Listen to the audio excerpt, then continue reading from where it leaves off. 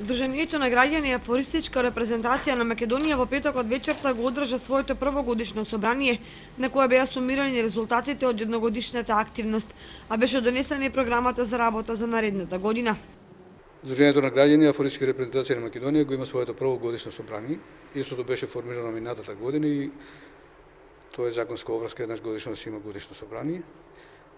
Точки на годишното собрание по она што е вообичаено е освет на досегашната работа на друштвото, планови, односно програма за идни активности, односно работа на друштвото и имаме точка дополнување на органи на друштвото, поради тоа што поедини членови од нивни одредени причини сакат да се повлечат од извршниот орган конкретно на друштвото и ќе треба да избереме 20 нови.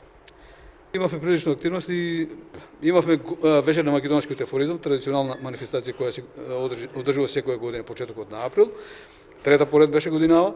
Имавме настап во Чешинова по прв пат на отворена сцена. Имавме две промоции на книги. По годишното собрание пред присутните беше промовирана книгата Афоризми од авторот Маријан Ангелковски под наслов Македонија оф Мори мајко. Промотор на книгата беше Душко Кралевски. За својата најнова книга Афоризми авторот истакнува: Ова е моја прва книга, книгата е со афоризми, со хумор и сатира. Тоа веќе пишувам 5 години.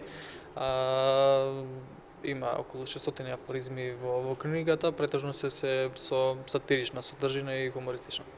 Почнав во Остен, списанието за сатира кога излегуваше, повеќе Остен не излегува, веројатно не го пуштаат од дома. Ама, значи, јас така почнав со афоризмите и од тогаш сум редовен. Ова е мојата најголема љубов, планирам и во иднина да издадам многу книги, не знам сега колку планирам, али сигурно ќе бидат многу.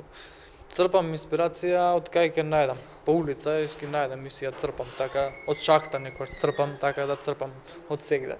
Инаку љубителите на афоризмот и карикатурата наскоро ќе имаат можност да ја проследат и промоцијата на збирката Афоризми под наслов За немирен сон од кочанскиот автор Јане Атанасов.